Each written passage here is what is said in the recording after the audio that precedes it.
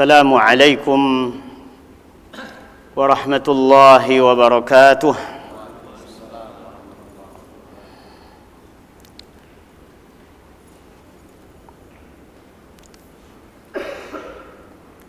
Sambutan salamnya kurang hangat ya. Mungkin tenggelam bersama lebaran. Assalamualaikum warahmatullahi wabarakatuh.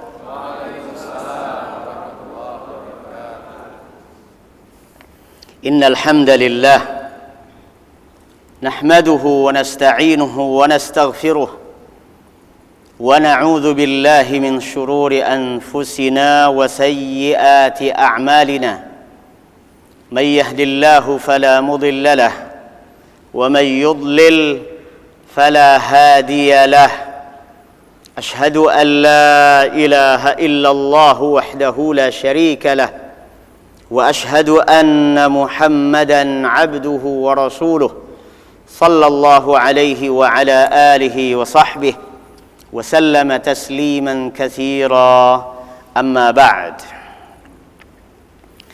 فإن أصدق الحديث كتاب الله. Sesungguhnya perkataan yang paling benar, yang paling tepat adalah kitabullah, Al-Quranul Karim, perkataan Allah subhanahu wa ta'ala. Wa khairal huda, dan petunjuk, teladan, contoh terbaik adalah huda Muhammadin sallallahu alaihi wa alihi wasallam. Sebaliknya, wa syarral umur, hal terburuk dalam cara beribadah kepada Allah Jalla wa'ala, dalam cara beragama Islam, adalah muhdatsatuha, mengikuti ajaran-ajaran yang dikreasi baru tanpa dasar dalil, tanpa dasar petunjuk, contoh dan teladan Al-Quran dan Sunnah Nabi alaihi salatu wassalam. Wa kullu muhdatsatin bid'atun, dan setiap kreasi baru memang nampak indah, kelihatan wah, orang bilang keren, ini baru inovatif. Tapi di dalam cara beribadah kepada Allah, wa kullu bid'atin dhalalatun, setiap bid'ah merupakan kesesatan. Tidak setiap yang berkilauan berarti emas, dan tidak setiap yang dianggap keren berarti benar, dan tidak setiap yang dibawakan oleh orang yang pintar berarti benar. Banyak orang pintar tapi keblinger dan tidak jadi orang benar. Banyak MA tapi ternyata maling anggaran, dan banyak dokter ternyata dodok ning tempat kotor.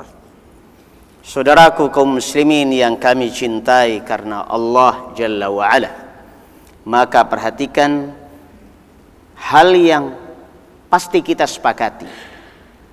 Kata Nabi sallallahu alaihi wasallam, wa kullu dhalalatin finnar, dan setiap kesesatan bermuara di mana?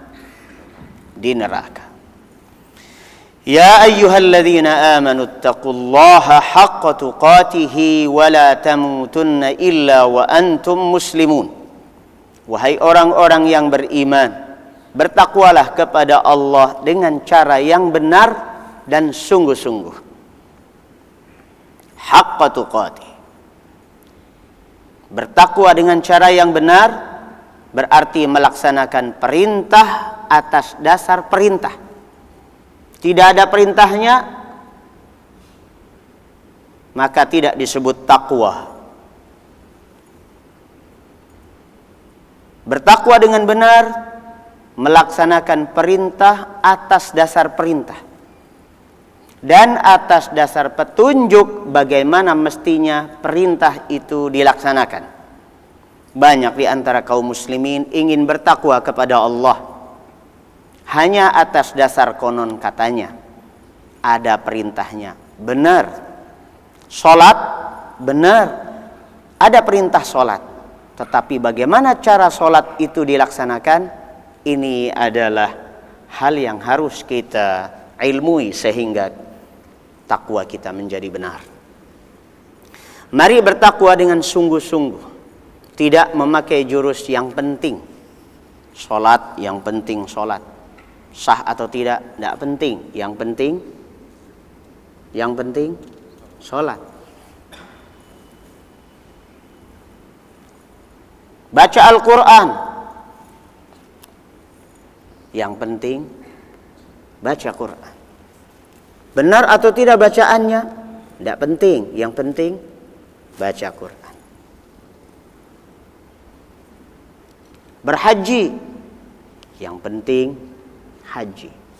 Hajinya mabrur atau tidak, yang penting mabur. Hajinya mabrur atau tidak, itu tidak penting. Itu yang saya maksud. Mari bertakwa dengan sungguh-sungguh, tidak pakai jurus yang penting. Karena orang yang mengatakan yang penting biasanya melakukannya asal-asalan. Mari tidak asal-asalan di dalam beribadah kepada Allah Subhanahu wa ta'ala.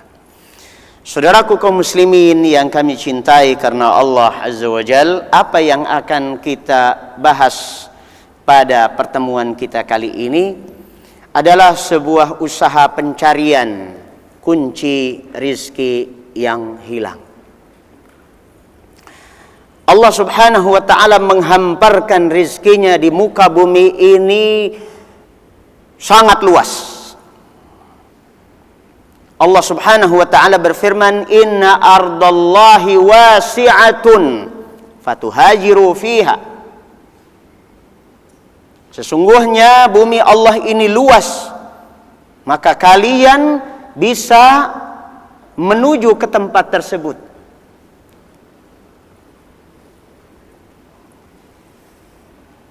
Setelah salat Jumu'ah, setelah salat subuh, Allah Subhanahu wa ta'ala menyuruh, "Fantashiru fil ardi wabtaghu min fadlillah." Silahkan bertebaran di muka bumi dan cari karunia Allah. Karena sesungguhnya karunia Allah Azza wa Jalla sangat luas. Tapi masih banyak orang yang kebingungan. Luas di mana? Katanya di mana-mana, ternyata kok susah ya nyarinya. Ada kunci rizkinya yang hilang. Kalau kita lihat loker di mana-mana, kalau kuncinya hilang, macam mana kita bisa membuka? Macam mana kita bisa mengambil dari loker itu? Betul? Atau tidak betul? Atau perlu dibetulin? Saudaraku, kunci rizki itu ternyata bukan suatu keahlian, suatu retorika, atau pendidikan yang tinggi. Bukan itu dulu. Allah Subhanahu wa ta'ala meletakkan kunci-kunci rizki ini, ada rahasianya di dalam Al-Quranul Karim dan sunnah Nabi kita Muhammad sallallahu alaihi wasallam. Dan kita sama-sama duduk dan sama-sama mencarinya. Mari kita cari di dalam sebuah surah, namanya surah Nuh. Silahkan yang membawa mushaf Al-Quranul Karim dibuka. Tidak ada yang bawa mushaf, bawa mushaf Al-Android. Silahkan dibuka. Sekarang udah zamannya berpindah paperless Al-Quran, paperless Holy Quran. Yang kita butuhkan adalah layar gadget, aplikasi Al-Quran Android. Sudah ketemu surah Nuh.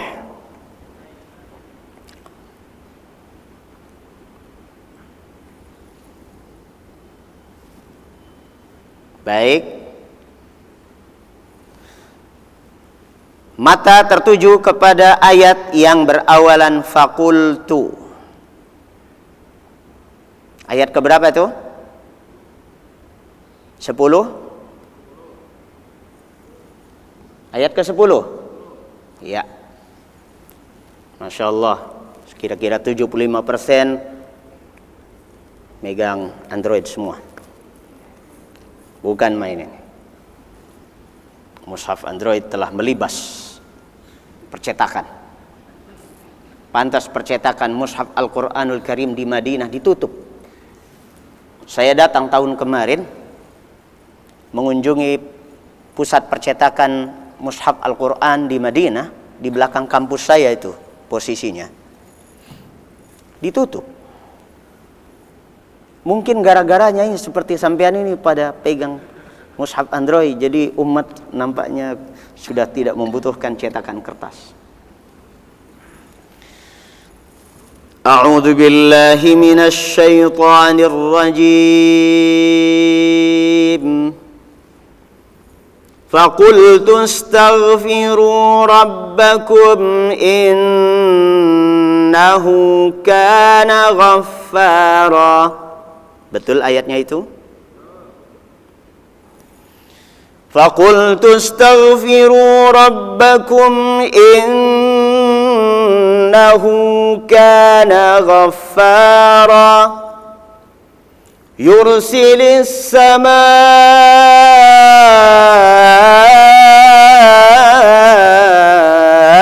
'alaikum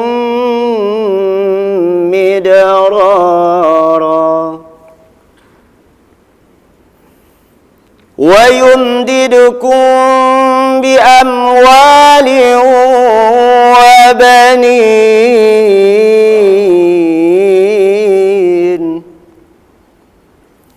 wa yumdidukum bi amwalin wa banin wa yaj'al lakum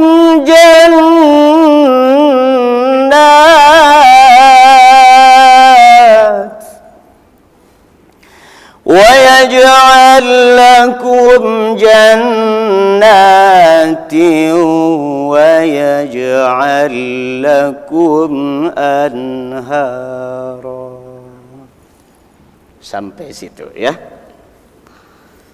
Kata Allah Subhanahu wa taala, Allah menginformasikan tentang pernyataan Nabi Nuh alaihi salam. Faqultu, lalu aku katakan kepada kaumku yang susah didakwahi, mereka tetap kafir, sedangkan aku telah berdakwah kepada mereka siang dan malam selama 950 tahun.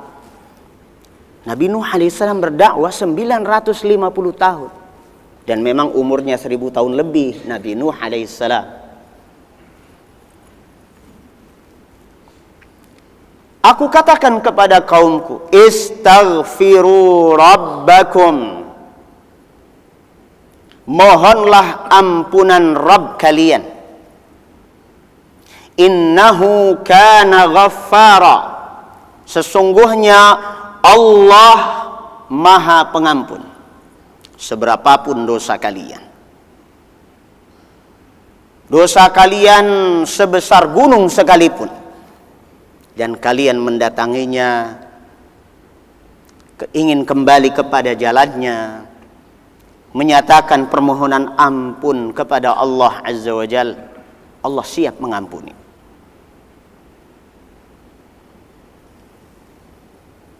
Kemudian kalau ampunan sudah didapat, maka Allah Subhanahu wa taala akan turunkan rahmahnya. Yang tadi maghfirah, ampunan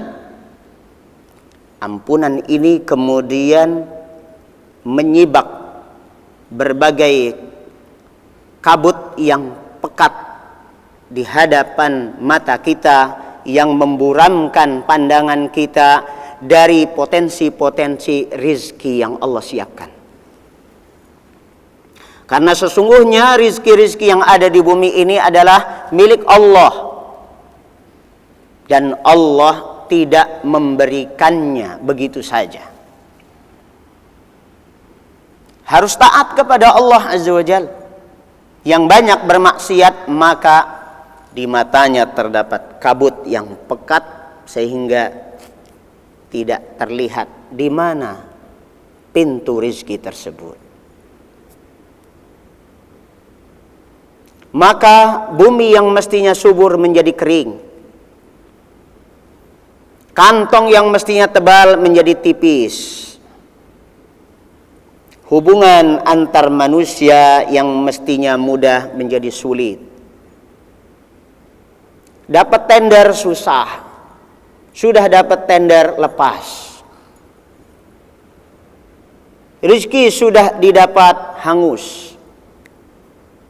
Berharap perkebunan akan bisa kita petik buahnya, ternyata dilalap si jago merah. Banjir pun melanda, gunung meletus, malapetaka di mana-mana. Kenapa? Karena dosa. Maka mohon ampunan Allah Azza wa Jalla. Allah akan menyibaknya. Dan Allah akan bukakan pintu-pintu rahmahnya. Di antara rahmah tersebut turun secara prosesional, maka Allah turunkan yursilis samaa alaikum midrara. Ayat berikutnya. Allah akan turunkan hujan dengan deras. Hujan lebat turun ke bumi. Apa yang akan terjadi kalau hujan deras, hujan lebat menyirami bumi? Apa yang akan terjadi di bumi ini? Kesuburan. Kesuburan tanah. Maka tongkat ditancapkan pun jadi tanaman. Tanaman tumbuh kemudian keluar daun. Orang Sunda kalau bingung-bingung lagi nggak punya duit, pergi ke lapangan, nyari dedaunan, hidup dia. Bener? Tanya orang Sunda. Paling seneng dedaunan.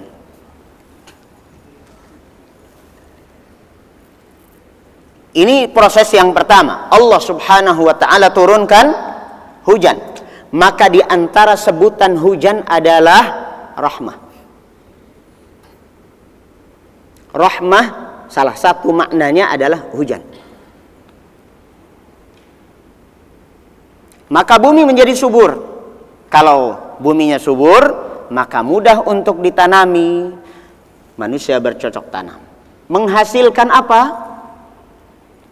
Menghasilkan rizki.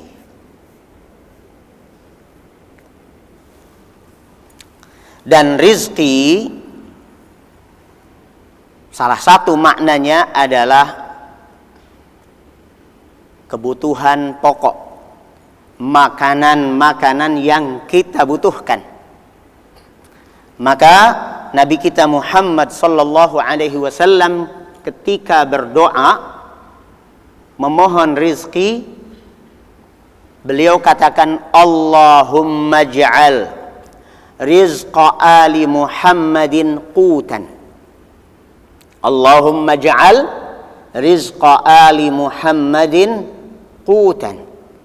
Ya Allah, jadikanlah rizki keluarga besar Muhammad makanan pokok.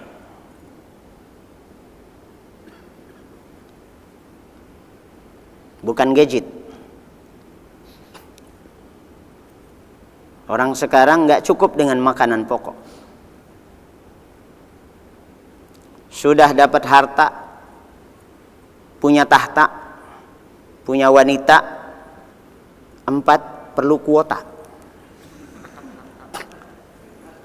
Betul? Siapa yang hidup nyaman tanpa kuota? Yang ada di ruangan ini terutama. Saya masih nyaman hidup tanpa kuota.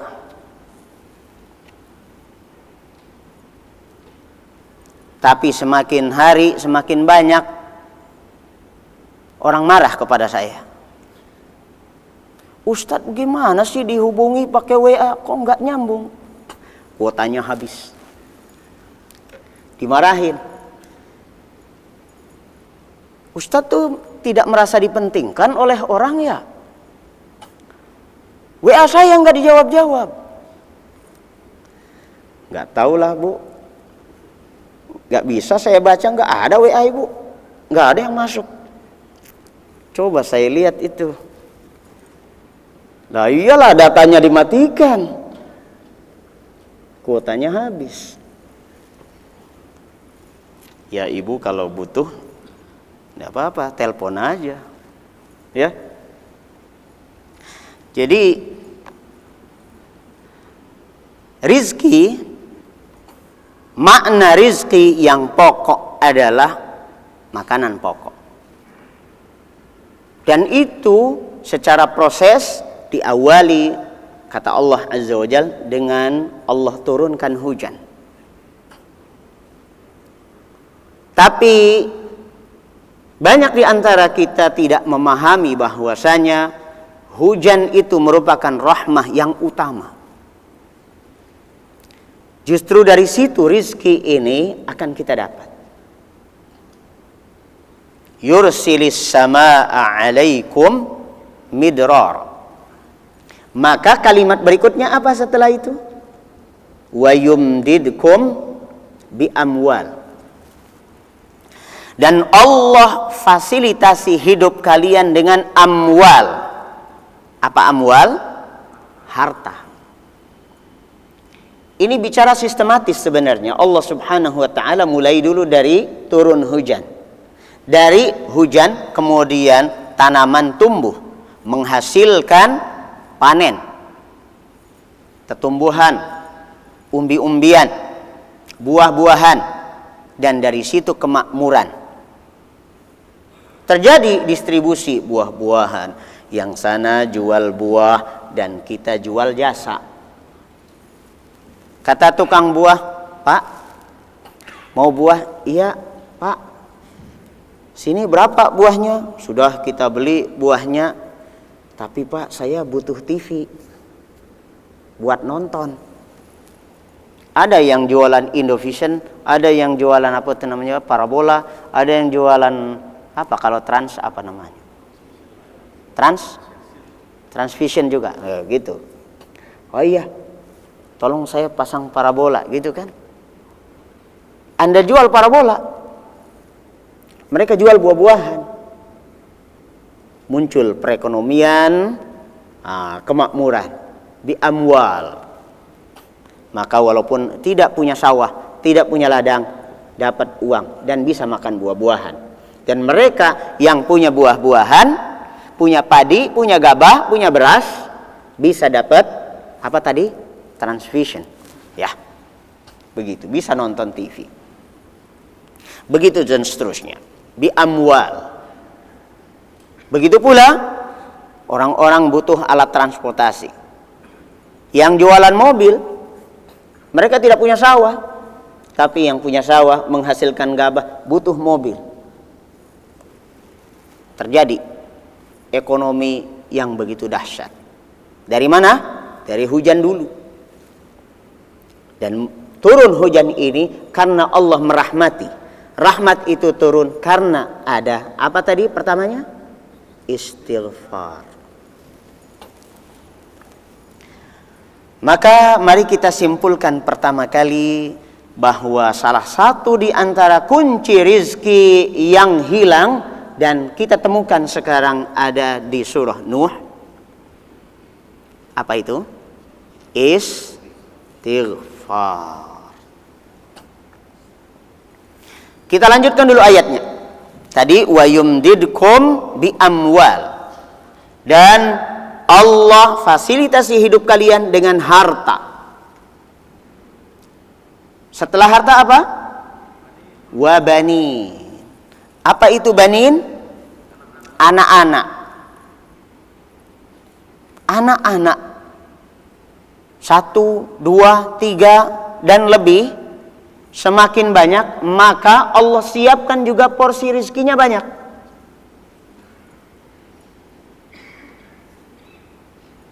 Tidak ada satupun anak yang Allah ciptakan untuk kita, melainkan sudah disiapkan rizkinya masing-masing.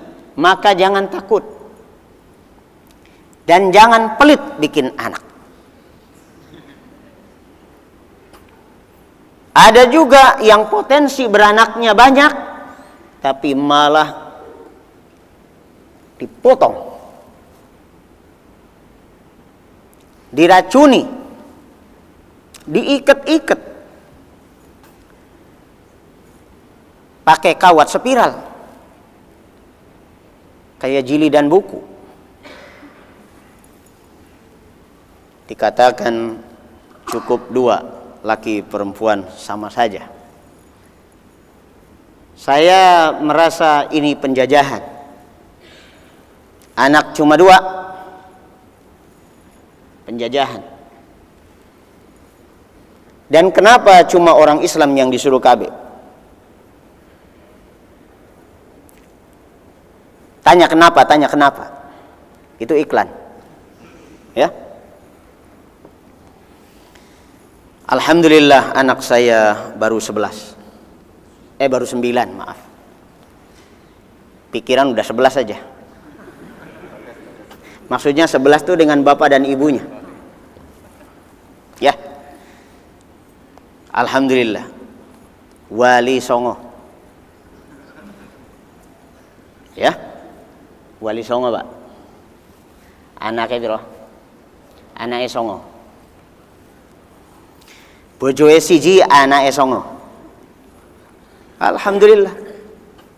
Kalau kita punya anak banyak itu, ya bisa berharap lah. Yang jadi 5 ya lumayan. Syukur-syukur jadi semua. Yang 1 jadi RI 1. Yang 1 lagi Panglima TNI.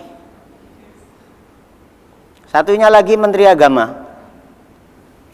Satunya lagi Ketua MUI.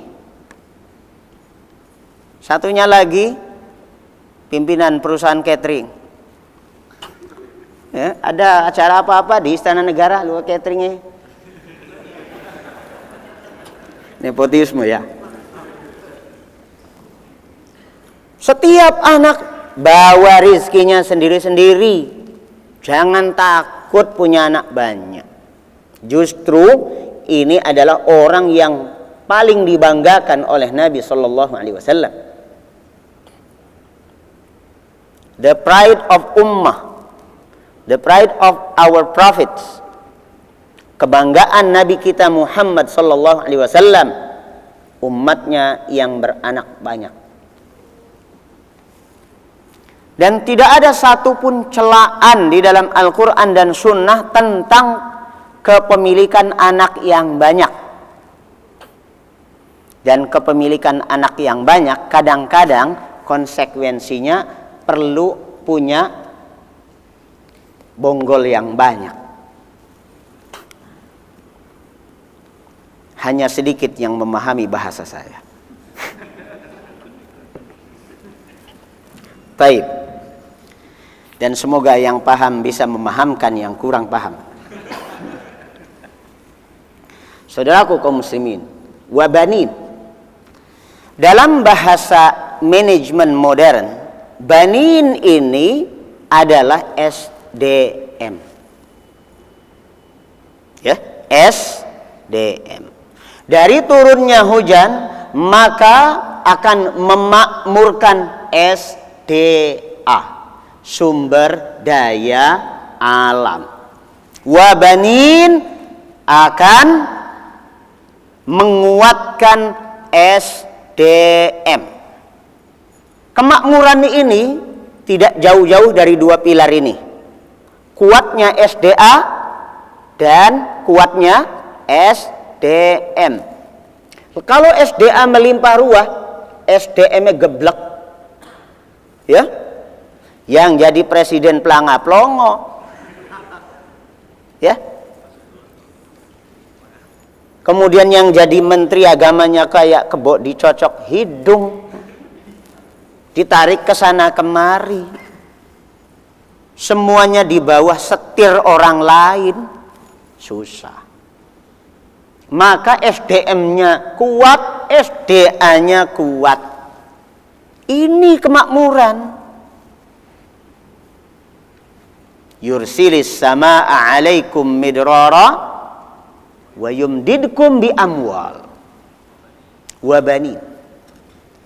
Baru kemudian akan nampak performa kemakmuran tuh, wa yaj'al lakum jannatin. Allah jadikan dalam kehidupan kalian jannat. Apa jannat? Surga dalam kehidupan kalian. Kebun-kebun, taman-taman. Di mana-mana performa keanggunan dan keindahan hidup itu ditandai dengan taman. Sekecil-kecilnya itu perumahan di komplek, mesti banget ada tamannya. Untuk menunjukkan apa? Bahwa seakan-akan rumah kecil ini pun orangnya bahagia. Tapi ya kalau rumahnya sudah RSSSSS banget, kemudian tidak ada taman secuil pun, itu gersang. Ya petakan yang lurus dari pintu sampai dapur. Allah subhanahu wa ta'ala menunjukkan kepada kita kunci kemakmuran rizki ini ada pada istighfar. Kemudian wa yaj'al lakum jannatin wa yaj'al lakum anhara. Di samping taman adalah air. Perairan. Ini menunjukkan kemakmuran hidup. Allah Subhanahu wa ta'ala mengajak kita berpikir dan membayangkan kehidupan yang natural. Tapi sesungguhnya itulah indikator kemakmuran hidup. Maka kembalilah kepada istighfar. Waktu saya tinggal berapa Mas Agus? 10 sampai 14 menit. Baik. Kita bahas dulu apa itu istighfar. Kuncinya sudah kita dapat. Tapi bagaimana menggunakan kunci ini? Ada ilmunya. Nanti jangan sampai salah megang kunci, salah make kuncinya. Lah kalau bonggolnya yang dimasukkan ya enggak masuk. Enggak bisa membuka ya toh? Nih kunci sudah kita dapat nih, ya. Maka kita tepatkan. Mas, yang kelihatan sebagai kunci itu banyak. Tetapi tidak semua kunci bisa membuka semua pintu. Masing-masing pintu ada kuncinya. Untuk kunci rizki ini, salah satunya adalah istighfar. Dan istighfarnya juga banyak macam istighfar. Kita pada kesempatan yang sempit ini, mari kita ambil pentolannya istighfar. Karena istighfar yang paling lengkap adalah, yang paling sempurna istighfar itu adalah yang diawali dengan pujian kepada Allah Subhanahu wa ta'ala. Karena sesungguhnya istighfar itu salah satu jenis doa. Dan doa yang terbaik adalah yang diawali dengan puja-pujian kepada Allah Subhanahu wa ta'ala. Ini namanya Sayyidul Istighfar. Ya, pentolannya istighfar, rajanya istighfar. Mungkin di antara kita ada yang sudah hafal, mari kita ucapkan sama-sama. Allahumma anta rabbi, la ilaha illa anta khalaqtani wa ana abduka wa ana ala ahdika wa wa'dika mastata'tu a'udzu bika min syarri ma sana'tu abu'u laka bi ni'matika alayya wa abu'u bi dzambi faghfirli fa innahu la yaghfiru dzunuba illa anta. Kita bahas Sayyidul Istighfar dalam beberapa menit. Kata Nabi SAW, Sayyidul Istighfar, rajanya istighfar adalah an yaqulal abdu, seorang hamba mengucapkan sebagai berikut. Allahumma anta rabbi, ya Allah, engkaulah Rabbku, engkaulah Tuhanku, penciptaku, pemilikku, penguasaku, yang mengaturku, yang berhak diibadahi.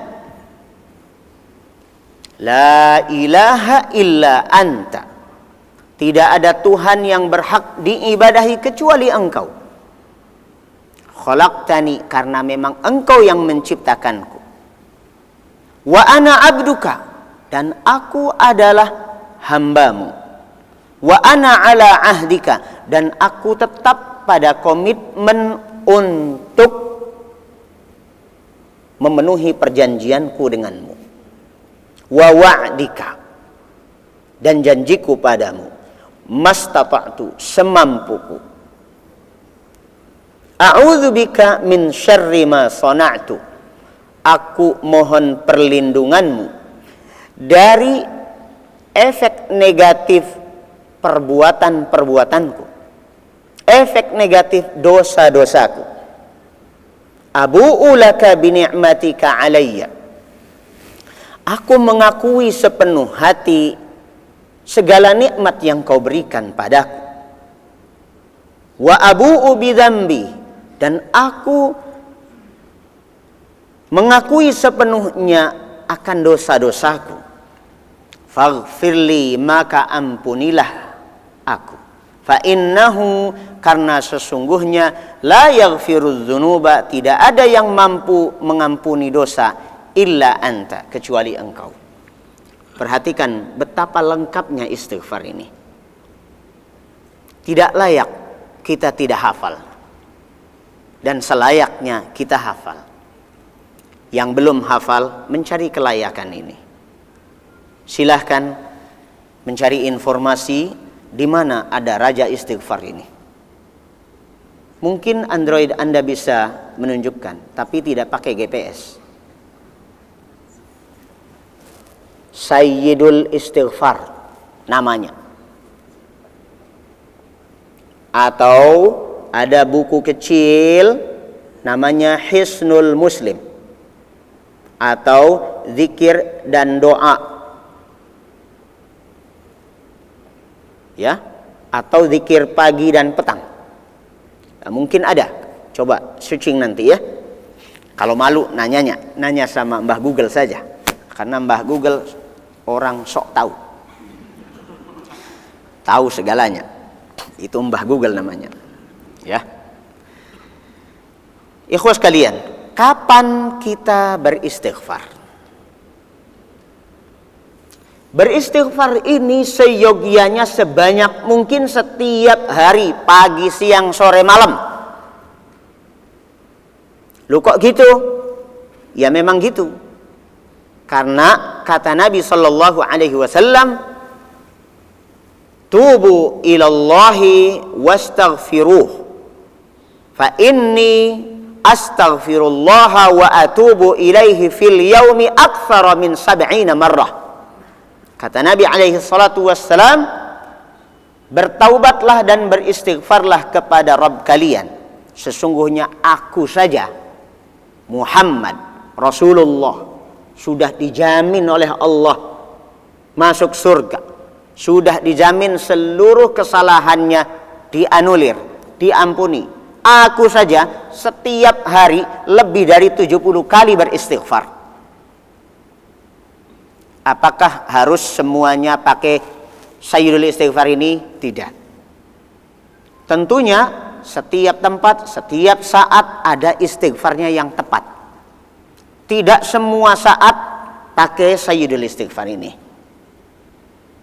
Sayyidul istighfar ini lebih tepat dipakai pada saat kita berdoa menjelang subuh.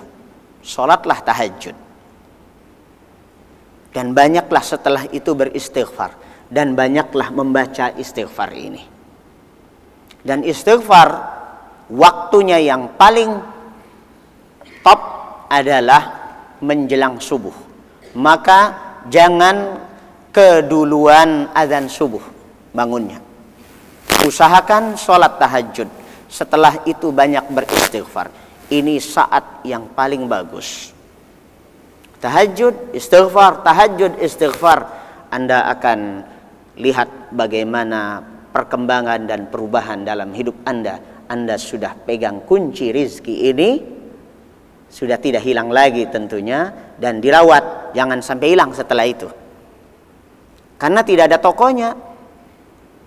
Ya, dibawa pada apa tuh namanya mesin apa tuh wensing atau apa namanya, itu duplikasi kunci, nggak bisa. Ini nggak bisa diduplikasi. Anda sendiri yang membuatnya lagi. Istighfar. Nah, istighfar juga dibaca ketika sholat. Kapan? Kapan saja kita baca istighfar di dalam sholat? Ketika duduk di antara dua sujud. Rabbighfir li warhamni wahdini wa'afini warzuqni. Ada 5 permintaan, dan pada riwayat yang lain doa duduk di antara dua sujud, yang lain ada sampai 7. Ini salah satunya adalah 5. Yang pertamanya adalah Rabbighfirli. Ya. Kemudian masih di dalam sholat, kapan lagi? Tadi duduk di antara dua sujud. Kapan lagi?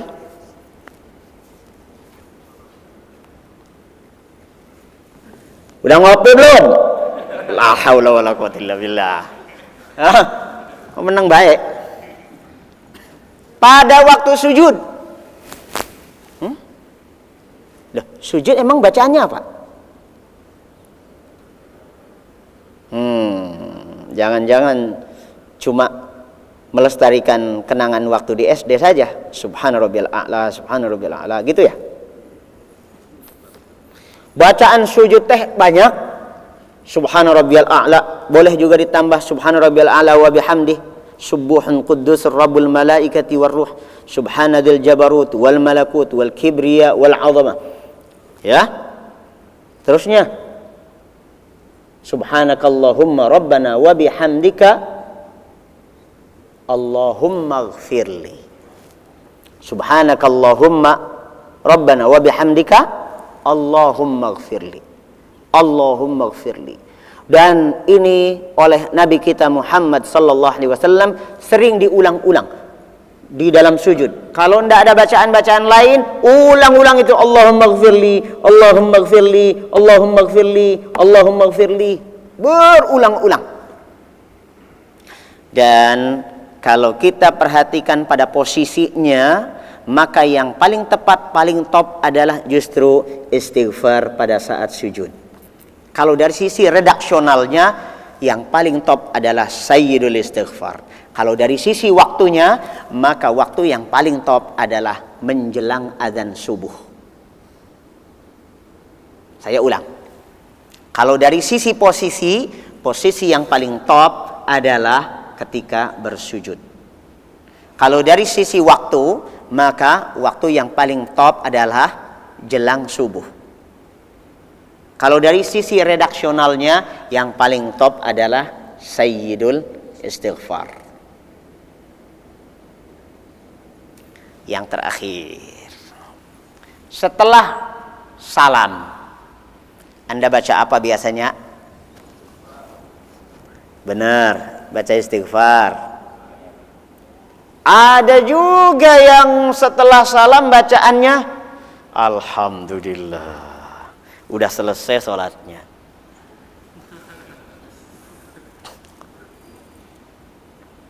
Kalau mengikuti sunnah Nabi kita Muhammad sallallahu alaihi wasallam, setelah salam, assalamualaikum warahmatullah, assalamualaikum warahmatullah, bukan baca alhamdulillah.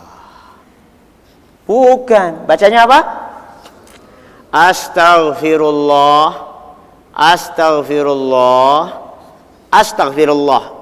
Itu tak 3 kali. Ini istighfar setelah salam. Terakhir banget. Kalau tadi terakhir, ini terakhir banget. Dimanapun, kapanpun, lagi waktu kosong, Anda di tengah-tengah ngobrol, yang namanya orang ngobrol 3 orang, 4 orang, masa semuanya ngobrol dalam waktu yang sama? Enggak kan? Gantian dong. Ya. Si A bicara, sekarang kita dengerin, ya kan? Sambil dengerin, baca istighfar. Apa istighfarnya? Astaghfirullah wa atubu ilaih. Astaghfirullah wa atubu ilaih. Anda nunggu giliran toilet, gitu? Duduk atau berdiri. Astaghfirullah wa atubu ilaih. Astaghfirullah wa atubu ilaih. Ngantri rumah makan.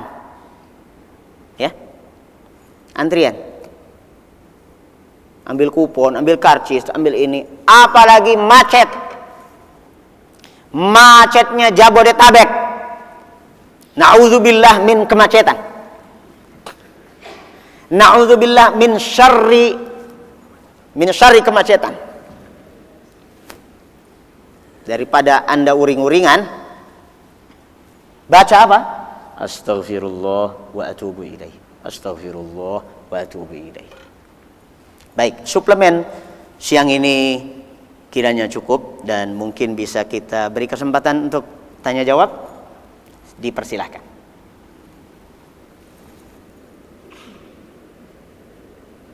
Iya. Kalau misalnya masalah istighosah, beristighfar rame-rame, itu bacaannya kemana? Istighosah adalah sebuah cara dan salah satu macam di antara macam-macam doa. Hanya istighosah itu sesungguhnya berdoa permohonan pertolongan dalam keadaan genting. Adapun istighosah bisa direncanakan bulanan, pekanan, sambil ngumpulin orang dulu. Ini sebuah istighosah rekayasa yang dikreasi di zaman ini, tidak ada di zaman Nabi sallallahu alaihi wasallam. Istighosah itu doa yang dipanjatkan kepada Allah Subhanahu wa taala dan akan mengundang pertolongan cepat. Tapi kalau direncanakan, berarti ada juga keadaan genting yang direncanakan. Apa setiap saat ada keadaan genting? Nah, ketika istighosahan, adaannya, istighosahan, berarti bukan istighosah beneran. Itu hanya kreasi untuk membuat suasana beragama Islam ini menjadi gegap gempita, meskipun tanpa dalil dari Al-Quran dan Sunnah. Dan itu adalah indikator umat buih yang senangnya adalah rame-rame, menunjukkan fenomena banyaknya jumlah, meskipun dengan kualitas buih.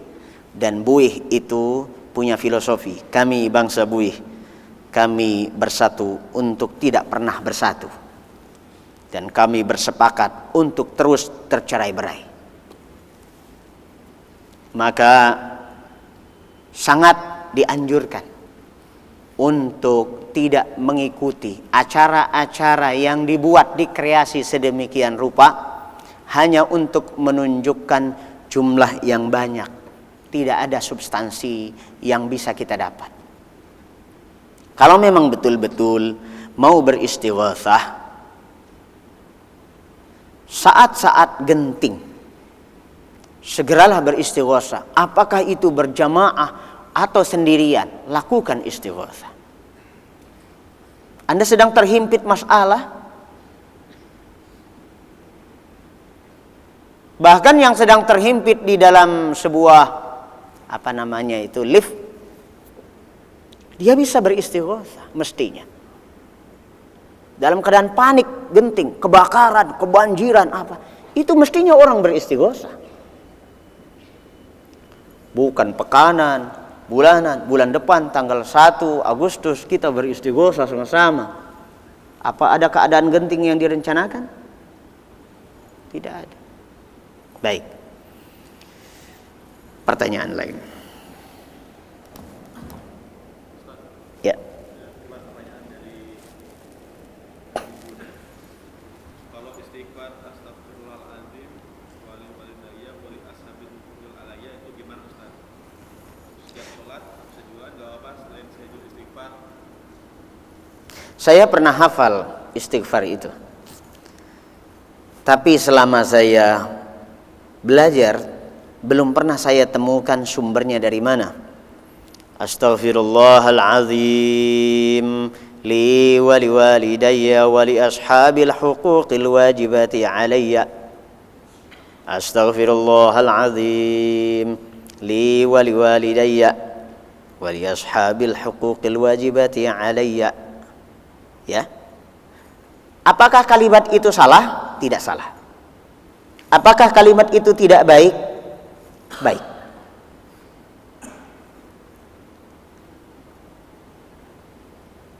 Boleh nggak kita ucapkan itu? Boleh. Tapi apakah dengan mengucapkan itu ada pahalanya? Tidak ada. Loh, kok bisa begitu? Itu adalah doa, dan doa itu tidak harus dengan kalimat yang ada pakemnya dari Al-Quran dan Sunnah. Artinya harus letterlek seperti itu kalau sebagai doa. Tetapi kalau sebagai du'aul ibadah, zikir yang kalimat itu menghasilkan pahala, itu bukan kalimat yang menghasilkan pahala karena tidak ada contohnya. Paham nggak membedakannya? Doa itu dua macam. Untuk bisa membedakannya saya perjelas. Doa itu dua macam. Ada namanya du'aul ibadah, ada namanya du'aul mas'alah. Kalau du'aul ibadah, redaksionalnya itu harus sesuai dengan yang pernah ada dan dicontohkan. Astagfirullah. Makanya astagfirullah 3 kali setelah sholat itu yang berpahala. Astagfirullah, astagfirullah, astagfirullah. Bukan yang panjang, astagfirullahalazim li wali walidayya bla bla bla bla bla bla bla bla, tambah banyak gitu, semakin panjang lagi. Ya. Bukan itu. Karena yang dari nabinya itu astagfirullah saja dan 3 kali. Itu namanya du'aul ibadah. Dia merupakan sebuah ubudiyah. Ya. Sebuah aktivitas ibadah dengan mengucapkannya itu. Dan dari maknanya maka dia mendapatkan ampunan. Dari niatnya dalam memohon ampunan, dia akan dapatkan pengabulan doa tersebut. Dapat 3. Ada pahalanya, ada pengabulan doanya, ada pengampunan dosanya. 3. Karena itu dicontohkan oleh Nabi. Adapun astaghfirullahalazim li wa li walidayya wa li ashabil huquqil wajibati alayya, dia berarti berdoa. Berarti dia berdoa. Dan doanya didengar oleh Allah Subhanahu wa taala. Bahkan seandainya pun dia tidak pakai bahasa Arab sekalipun, dia bisanya bahasa Indonesia saja. Ya Allah, ampuni dosa-dosaku ya Allah, dosa-dosa orang tuaku, dosa-dosa guru-guruku, dosa-dosa semua orang yang pernah berjasa kepadaku, boleh pula. tetapi bukan merupakan sebuah ubudiyah redaksionalnya ini. Tapi dia telah berdoa kepada Allah, dan itu layaknya bagi orang yang tidak bisa mengucapkan bahasa Arab, ya. Jadi semua perlu kita apresiasi. Kalau dikatakan itu sebuah ubudiyah, setelah salam bacaannya astaghfirullahaladzim li wa li walidayya wa li ashabil huquqi wajibati alayya, maka merupakan ibadah yang bid'ah. Karena berarti dia telah membuat cara baru di dalam beribadah kepada Allah yang tidak diajarkan di dalam Al-Quran dan Sunnah. Jelas ya? Jelas. Baik. Masih ada yang lain? Ya. Kalau doa istighfar setelah sholat dua bagaimana? Ada doanya mohon ampun dan terima taubat. Setelah sholat duha. Setelah sholat duha tidak ada ketentuan bacaan apapun. Anda boleh baca apa saja. Mau baca Al-Quran, ya. Tetapi setelah salam yang dikatakan di situ astagfirullah, astagfirullah, astagfirullah, itu berlaku pada semua sholat. Apakah itu sholat fardu, sholat sunnah, sholat duha termasuk. Assalamualaikum warahmatullah, assalamualaikum warahmatullah, astagfirullah, astagfirullah, astagfirullah. Ya.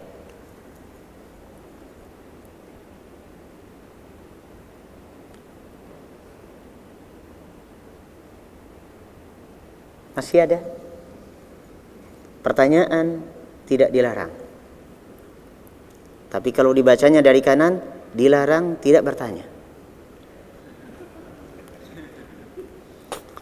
Kita biasa membaca bahasa Arab, itu biasanya dari kanan. Bertanya tidak dilarang. Jadi bacalah dari kanan, dilarang tidak bertanya. Cukup?